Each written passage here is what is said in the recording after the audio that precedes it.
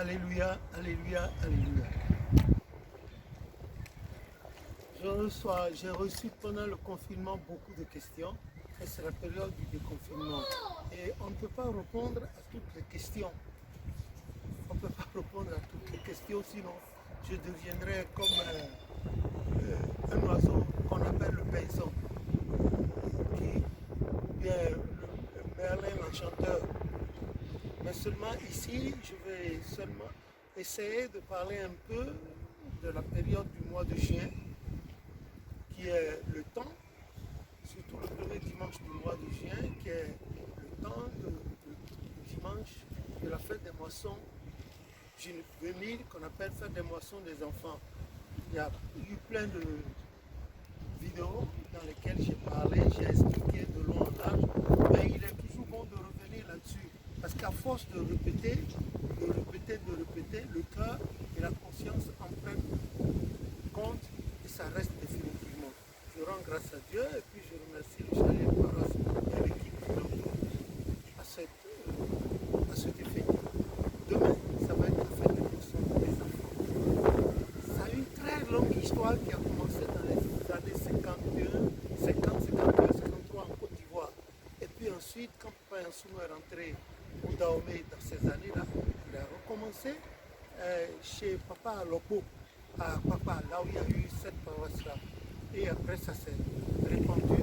Et finalement, ça a pris le nom de fête de moisson des enfants. Ce n'est pas mal. Parce que quand on trouve également dans la Bible, dans Matthieu 18, verset 10, le Seigneur Jésus-Christ disait que le royaume, que ce sont les uns des enfants qui voient constamment la face de l'Éternel, qui voient constamment la face de l'Éternel. Il faut être comme les enfants pour pouvoir aller au royaume des cieux. Effectivement, quand vous observez les enfants, vraiment, ils sont bizarres. Même dans les bus, dès qu'un bébé, un landau est arrivé, le bébé automatiquement cherche le son d'un autre enfant. Et puis, cherche partout, même dans les avions. C'est ce que. Et aujourd'hui, hélas, nos cœurs, là, on a tellement emmagasiné de la rancune dans la tête, l'âme et puis le cœur qu'on ne peut plus. Mais le Seigneur peut nous aider par son Esprit Saint à redevenir comme des enfants. Hélas, aujourd'hui, dans notre société, si vous vous comportez comme un enfant, vous pardonnez trop, comme le disait ce comédien là, il a dit si vous êtes bon, c'est bon. Mais si vous êtes trop bon, vous devenez bonbon et tout le monde vous suce. Donc parfois, on est obligé de réagir pour que. Mais il est toujours bon de pardonner quand bien même il y a de réaction. Demain, c'est la fête des enfants. Surtout, devancier, évitez d'envoyer nos enfants dans le sein des saints. Évitez d'envoyer nos enfants dans le sein des saints. Évitez de les envoyer dans le sein des saints. Il faudrait avoir reçu l'onction pour entrer dans le sein des saints. Hein? Au petit hôtel aussi. Mais circonstanciellement, on n'a pas besoin de faire entrer les enfants. Il ne faut pas attendre 2 jours, la veille de la fête, pour leur apprendre à dire ceci. Dans certains diocèses de notre église, certains même causent des tenues d'évangélisme de supérieurs aux enfants, de moments de avec des toges, et les envoient là-bas. Hey, c'est une malédiction. Ne faites plus ça si vous ne connaissez pas. Interroger l'ignorance n'est pas un crime. Ce n'est pas un crime. Et ce n'est pas parce que vous allez interroger pour savoir que vous aurez perdu vos grades. Non, je vous en prie, que les enfants restent en bas ici. Là, dans la zone du petit hôtel, vous leur mettez des trucs là. Ils restent là, ils font leur truc. Bon, on ne sait jamais. Dans certains pays, il y a des enfants de 15 à 16 ans. Quand vous les voyez, vous leur donnez 22 ans, 25 ans, c'est-à-dire ils sont grands physiquement et à la maison, les parents sont sévères quant à l'éducation religieuse et spirituelle. Certains de ces enfants ont eu leur onction et ils portent ça. Et c'est vous allez sur Internet, vous allez voir, il y a des pays dans lesquels les enfants à 16 ans ou 17 ans, ils sont grands, ils ont eu leur grade de débutant et ils conduisent ce culte. Ce n'est pas de refus. Mais les enfants qui n'ont jamais, les petits enfants là, quand ils s'amusent avec leurs petites copines, ils leur foutent la main dans le sec, tout ça là, vous les envoyez là, à la veille de la fête pour aller devant Dieu. Dieu est saint. Relisez Genèse, Exode 19. Vous avez vu, il a demandé à Moïse 3 jours que les hommes ne s'approchent pas des femmes, que les femmes ne s'approchent pas des... que même les animaux ne s'approchent pas de la montagne. Donc nous vous supplions au nom de Jésus. Nous ne jouons pas aux anciens avec vous, nous ne jouons pas aux connaisseurs. Non, nous attirons tout simplement votre attention là-dessus, car il y a beaucoup d'enfants qui sont entrés dans des trucs, dans des spirales impossibles. Dès lors que les devanciers les avaient habitués à aller là-bas, alors qu'ils n'avaient jamais eu d'onction. Voilà pourquoi j'attire votre attention là-dessus. Ils vont y aller. Donc, pour ceux parmi eux qui ont déjà eu l'onction, ils vont carrément conduire au grand hôtel. Ce n'est pas refusé. Aucune loi ne dit que dans notre église, un déroutant ne peut pas aller au grand hôtel. C'est des histoires. Moi, j'étais déroutant. Ben, il faut voir, quand on me programme, on dit que c'est moi qui passais à la conduite, il fallait voir le temple. Donc, bon, maintenant, il peut arriver aussi qu'on impose la main à un enfant un peu âgé qui a conscience que là-bas, là, on ne sait pas n'importe quoi. Bon, lui, par l'imposition des mains, comme ce que Saint Paul a fait à Timothée, on le met à la place de la zone du lieu saint. Là-bas, c'est le lieu très saint. Ici, là où il y a le petit hôtel, c'est le lieu saint. Il reste là, il fait tout son truc. Voilà ce que j'avais à dire. Et laisser les enfants faire leur fête. Et puis, tout le reste, vous mettez derrière ici. La chorale est là, les devanciers. Ceux qui avaient l'habitude de s'asseoir dans le CNC, ils descendent sur le jour, ils viennent ici. Et ils s'asseyent, ils regardent, ils font là, etc. Je ne sais pas s'il y a ceux qui sont faire des questions. Vas-y, pose ta question. Alléluia, papa. J'ai une question à te poser concernant la chorale. Pour savoir, est-ce que le maître de chœur est obligé d'avoir le grade de leader pour pouvoir diriger sa chorale? Pardon? Est-ce que le maître de chœur doit forcément avoir un certain grade, c'est-à-dire le grade de leader, pour pouvoir diriger une chorale? Où est-ce que vous tenez ça? Ce sont des informations que j'ai récoltées sur Internet, sur des gens qui se posaient la question par rapport à l'église. Le maître de chœur, si le maître de chœur est un frère, comment il va pouvoir enseigner à ses choristes la lecture biblique, etc. Parce que dans la chorale, il y a aussi les cours bibliques.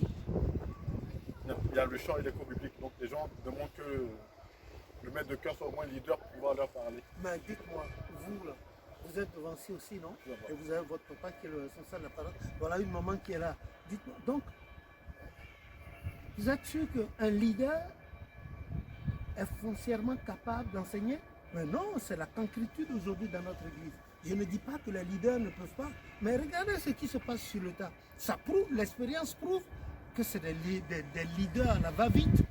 Les gens qui ont l'argent leur donnent l'onction, ou bien qui n'ont même pas pris l'onction. Aujourd'hui, dans notre église, nous avons des supérieurs qui n'ont même pas eu de baptême dans l'église. Et ils sont supérieurs parce qu'il y a un trafic d'armes, de certificats d'onction. Mais non, il y a un adage qui dit, aux âmes bien nées, la valeur n'attend point le nombre d'années. Moi, je n'étais même pas encore, je n'avais pas eu ma première onction que j'enseignais. Si je me mets à parler, à appeler des noms, de personnes ressources devant lesquelles j'écrivais le solfège au tableau, à cette époque-là, les gens seront étonnés, ils vont dire, oh, ils se vantent. Non. Le ciel sait que je ne mens pas. Il y a des personnes ressources qui se sont autoproclamées pasteurs après que quand j'étais encore plus jeune et que mes frères n'étaient pas, je leur mettais le solfège au tableau et je faisais chanter. Voilà. Et voilà. Je me rappelle bien le jour où je m'étais mis sur le clavier à jouer comme ça, parce que mon frère Georges n'était pas là, il était en salle, et le truc était là. Le prophète a été étonné, il m'a devant tout le monde. Je n'étais pas le maître de chœur, mais je pouvais enseigner le solfège enseignement à mon niveau. Non, non, non, non, non. Cette théorie elle est complètement erronée et ça me fait beaucoup mal que les gens avancent des choses comme ça. Et le leader, c'est vrai que dans le règlement de l'église, au niveau de la chorale, on demande aux choristes, il y a un moment, vers la fin, 30 minutes avant, d'enseigner la parole obligatoire, parce que la chorale a son évolution, surtout si vous prenez le livre Histoire des chanteurs chorales, la chorale a son évolution à part, c'est obligatoire. C'est une institution dans laquelle la parole de Dieu est obligatoire. Mais quitte à aller dire qu'il faut être leader d'abord, mais je regrette. Moi, j'ai fait des prédications dimanche matin, et ça, au moment où je n'avais même pas encore l'onction. Au moins, si si le prophète n'avait pas fait influence sur les devanciers là, peut-être que je n'aurais jamais pris d'onction. Parce que j'ai regardé comment les gens se comportaient. Bon, je ne voulais pas. Bon, finalement, le prophète a parlé. Mon papa n'étant plus là, il est mon père directement. Alors, donc, le voici aujourd'hui. Voilà. N'importe celui à qui Dieu a donné le pouvoir de faire, il le fera. Même un enfant, on a vu des enfants de 5 ans aller dans les hôpitaux, Bible en main, prêcher. Que le nom de l'Éternel soit béni. Amen. Voilà. J'écoute vos questions. Oui, papa, j'ai une deuxième question par rapport à la fête des moissons juvéniles. Parce qu'il y a quelque chose de particulier, ce sont les quêtes, c'est pas ça des gens. Ils vont savoir quelle est cette particularité-là. Oui, mais au départ, c'est vrai, on dit que trop de viande dans une sauce ne gâte pas la sauce. C'est vrai, au départ, si vous prenez la doctrine sur l'Église, vous allez voir l'historique de la fête des moissons. Comment ça a commencé et comment quelle envergure ça a pris, elle a pris par la suite. Mais seulement, je voudrais vous dire qu'au départ, c'est des choses qui n'existaient pas. Mais pour agrémenter la fête, parce qu'une fête de moisson, il faut faire venir des fonds. C'est une manière de faire venir des fonds. Quand on dit la quête des anges, ça veut dire que si vous mettez quelque chose là, les anges viendraient. On ne parle pas en mimétisme. Si vous mettez pour la Vierge Marie, elle dit que vous recevrez la grâce de la Vierge Marie. Si vous mettez ce, c'est tout. Sinon, il n'y a pas de truc explicable spirituellement dans l'église pour ça. Non, ça a été des additifs que les gens ont voulu et c'est bon. Moi, je trouve que c'est bon. Voilà. Je trouve que c'est bon. Un jour, peut-être qu'ils vont mettre la quête de papa au chauffard également. Et on va dire, ah, si vous mettez dedans, vous allez devenir comme papa au chauffard. Ou bien vous allez devenir papa au chauffard. Je suppose. Voilà. Que le nom de l'Éternel soit béni. Amen. Voilà. Oui. Allez, papa, j'ai une troisième question. Mais vous semblez hésiter là. Non, non, je n'hésite pas. C'est au niveau de l'imposition des mains de l'onction. J'aimerais savoir quelle est la différence entre l'imposition des mains. Bien sûr, il y a une grande différence. Je crois que je vous ai expliqué. Il y a une grande. Regardez Timothée. Timothée, le fils adoptif spirituel de l'apôtre Paul. Il a été, c'est l'imposition, par l'imposition des mains de Paul à ce jeune homme-là, que l'Éternel faisait des merveilles par lui et Paul l'envoyait en mission, voyager avec lui dans tous les voyages missionnaires. Timothée était là, voilà. Donc, l'imposition des mains, alors, je crois que j'ai imposé des mains aux gens devant vous, non? Mais pourquoi? Je ne suis pas le chef de l'église pour donner l'onction, mais j'ai vu que c'est des gens âgés qui voulaient faire l'œuvre de Dieu. Mais en attendant qu'un jour ils aillent à l'onction, par l'onction que Dieu m'a conférée à travers les mains de papa au chauffard, donc dans la sanctification, j'ai supplié l'Éternel d'accepter au moins qu'il s'occupe du petit autel par l'imposition des mains, nettoyer le temple, tout ça là, faire les cultes du soir, etc., etc. Voilà, ça j'ai imposé la main, mais je n'ai pas donné l'onction. Non, il y a une différence. Maintenant, l'onction, c'est que vous allez et le chef de l'église met l'huile d'onction sur votre tête, comme il a été fait mention dans Exode. Voilà, il vous met l'huile d'onction sur la tête, tandis que l'imposition des mains, c'est la main tout court. Celui, le devancier, qui est dans les nobles, il vous impose la main sur la tête et il demande à l'Éternel Dieu de prendre une partie de sa force à lui et qu'il mette sur vous ce que Ben Yitro a demandé à Moïse de faire, les 70 là. Voilà, et ils ont commencé par travailler, aider Moïse dans les jugements, les petites affaires du peuple. Que le nom de... Il y a une différence totale, une nette différence entre l'onction et l'imposition des mains. Voilà. Celui à qui on a imposé les mains, il n'est pas moins. Il peut être moins spirituellement, même plus que celui qui lui impose la main. Voilà. Parce que tout est une question de relation entre Dieu et soi. Voilà. Que le nom de l'Éternel soit béni. Et puis on n'a pas besoin d'être évangéliste avant d'être potentiel devant l'Éternel. Si vous développez la présence du Saint-Esprit dans votre cœur et vous posez des actes ainsi, le Saint-Esprit viendra avec puissance agir sur vous. On a vu des gens de saints fidèles prier pour des malades et puis des choses se passent bien. Alors, comme on a vu des devanciers, quand ils prient pour vous, alors c'est la catastrophe. Que le nom de l'Éternel soit béni. Voilà. C'est fini vos questions?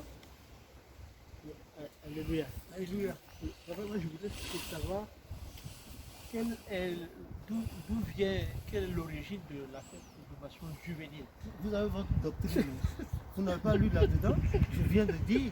Ah, Mais si, je viens de dire, j'ai je sais expliqué. que demain c'est la fête de moisson des jeunes. C'est dedans, c'est expliqué. Au départ, ce n'était pas la fête des moissons. C'est avec l'évolution, les années passant, que ça a pris le nom de fête des moissons. Sinon, c'était une fête et vous allez voir comment Papa Nyasunu faisait ça. C'était lui qui était à l'initiative de cette affaire, mais il n'avait jamais dit que c'était une fête des moissons. Et ça a beaucoup pris à la paroisse mère, à Porto Novo, le siège suprême de l'église. Et puis ensuite, quand il est passé au Nigeria, c'est devenu plus consistant et c'est devenu plus beau. Donc, tout ce qu'on fait pour venir, pour agrémenter, hein, pour pisser davantage la sauce, c'est pour permettre aux enfants de s'intéresser à l'affaire de Dieu. S'intéresser, comme a dit Proverbe 22, verset 6, c'est pour s'intéresser aux affaires de Dieu.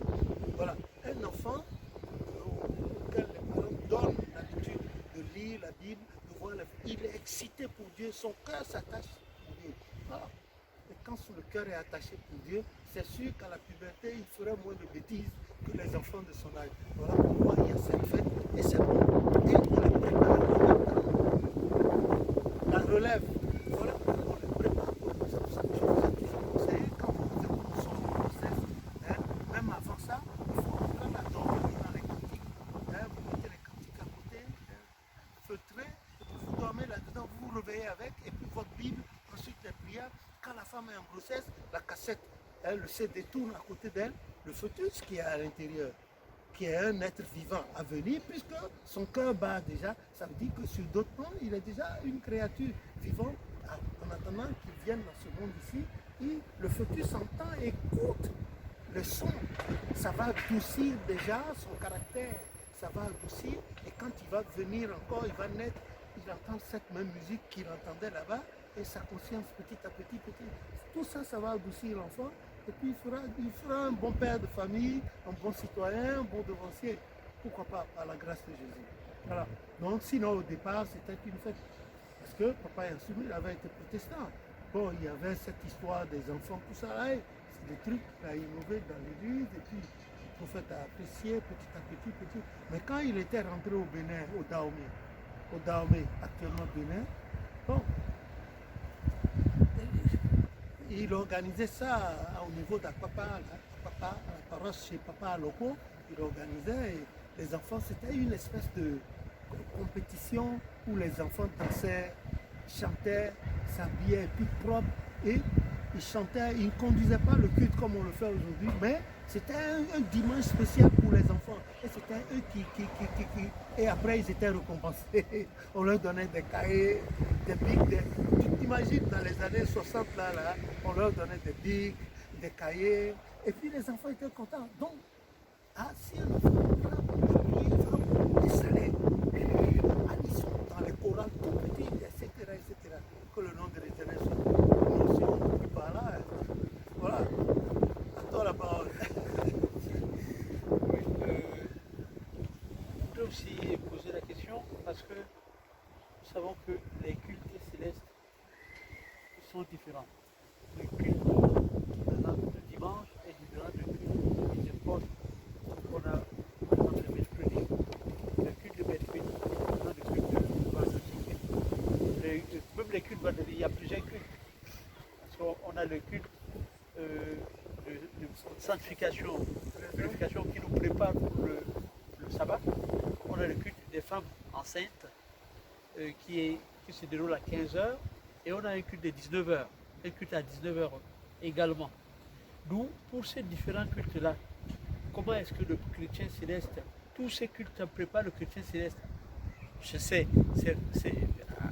c'est pour son évolution, c'est vrai, c'est pour que l'intimité avec son Dieu soit raffermie, mais comment faire pour bénéficier des grâces? Parce que chaque culte a sûrement un rôle à jouer dans notre vie à nous et dans notre développement aussi intérieur.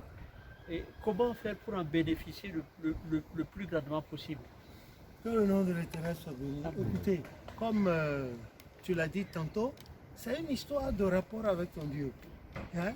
L'enfant, l'élève qui fait plus d'exercices dans n'importe quel domaine, il s'habitue à cette matière et il devient excellent. Il va d'excellence en excellence. C'est la même chose avec Dieu. Il faut développer, il faut multiplier ses contacts avec l'Éternel. D'abord par la purification. La sanctification intègre le cœur. Surtout, tout ce que Galates 5, 19 dit, il faut éviter. Et puis ensuite, il y a la Bible, la parole de Dieu. Car Jean, l'évangile selon Saint Jean chapitre 1, il dit au commencement était la parole. Et la parole était avec Dieu et la parole était Dieu. Au commencement était la parole et la parole était avec Dieu et la parole était Dieu. Donc si la parole était au commencement et surtout était Dieu et c'est Dieu qui t'a créé et que tu prends l'habitude d'aller vers la parole, d'utiliser la parole, ça veut dire que tu t'habitues à Dieu. C'est fini. Si tu t'habitues à Dieu, lui voit en toi quelqu'un, un allié à lui, allez, il te parle par son esprit. Il te parle par son esprit et c'est là que tu te fortifies. Voilà, c'est ça. Bon, les cultes là sont là. Les cultes sont là. Chacun sait pourquoi il va à l'église. Chacun sait pourquoi il prend part au culte. Chacun sait pourquoi il aime Dieu. Voilà, malgré les vicissitudes de la vie, si quelqu'un s'attache à son Dieu, ça veut dire qu'il prend la parole, il s'adapte à la parole. Ce n'est pas que la parole s'adapte à lui, c'est lui qui s'adapte à la parole, parce que la parole ne mourra pas. Si vous allez dans Matthieu 5, 17, 18, tout passera, mais la parole de Dieu subsistera. Et cette parole, elle est dans les louanges. Notre Dieu est un Dieu de louanges, que son nom soit béni. Donc, allez prendre part à ces cultes correctement, sans rancune, sincèrement, le Saint-Esprit agit.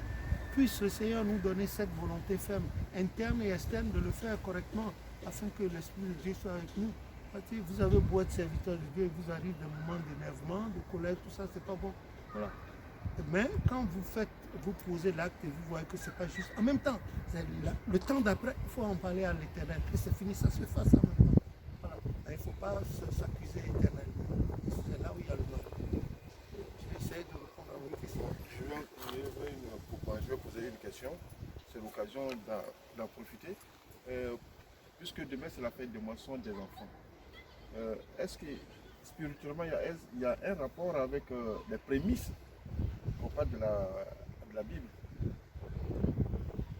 Avant que les grands produits, les grandes choses. Oui, mais dans notre église, ce que tu appelles prémices là, c'est les premiers jetons voilà. de quelque chose. Oui, on ne refuse pas. Si il y a une fête de moisson des enfants, forcément, c'est qu'il y a fête de moisson des adultes, des parents.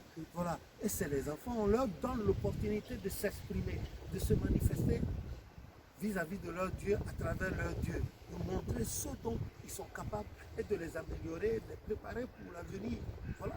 Et en cela, il faut voir aussi dans les pays, je ne sais pas, loi martiale, et puis vous voyez déjà les enfants, à partir de 1 an, on commence à les former militairement. On commence à les former militairement Pourquoi est-ce qu'on peut former les enfants à partir d'un an à l'armée, à la manipulation des armes? C'est pour que demain, qu'ils en soient habitués correctement. Voilà. C'est cela. C'est la même chose aussi avec notre église pour cette histoire de fête des moissons des enfants, fête des moissons des adultes. Voilà. Mais toute fête des moissons ne peut jamais être faite, comme le prophète l'a dit, avant celle des enfants. Jamais. Parce qu'on apprend dans certains pays, déjà même en février, dans certains pays, certains diocèses, il y a des parents qui commencent déjà à faire la fête des moissons. Non, c'est après la fête des moissons des enfants, celle des adultes suit. C'est comme ça que le prophète, lui, seul fondateur de l'église, c'est ce que son Dieu lui a dit et c'est ce qui doit être fait. Que le nom de l'Éternel soit béni. Mais une chose est certaine, la fête des moissons de Porto Novo, le siège suprême de l'église du christianisme céleste, le siège suprême, le siège historique doit être respecté. C'est le premier dimanche du mois d'octobre de chaque année. Et ce jour-là, aucune autre fête des moissons ne doit être faite nulle part dans le monde entier. Nulle part. Et que cela vous rappelle Actes des Apôtres, chapitre 2, à partir du verset 17, et on dit que le jour de la Pentecôte, les gens disent le jour de la Pentecôte, c'est la fête la fête où le Saint-Esprit descend. Non, non, non, non. C'est le jour de la fête des moissons. Vous voyez, quand vous prenez le texte, il y a plusieurs nationalités. C'était comme ça avant, quand on faisait la fête des moissons à la paroisse mère, le siège suprême de l'Église à Porto-Novo. C'est tous les pays qui convergeaient. Donc il y avait plusieurs nationalités, comme c'est mentionné, il est fait mention dans Acte 1, à partir du verset 17. On trouvait tout. Ce jour-là, c'est Porto-Novo seul. Le jour où Porto-Novo fait sa fête des moissons, c'est Porto-Novo seul dans le monde entier. Et le prophète a toujours respecté cela jusqu'à sa mort. Et il a précisé ça également dans la Constitution. Donc que le nom de l'Éternel soit béni. Ce jour-là, il n'y a aucune fête. Sur aucune de nos paroisses à travers le monde entier, c'est Porto-Novo, le siège suprême de l'Église, qui fête sa fête des moissons. Voilà.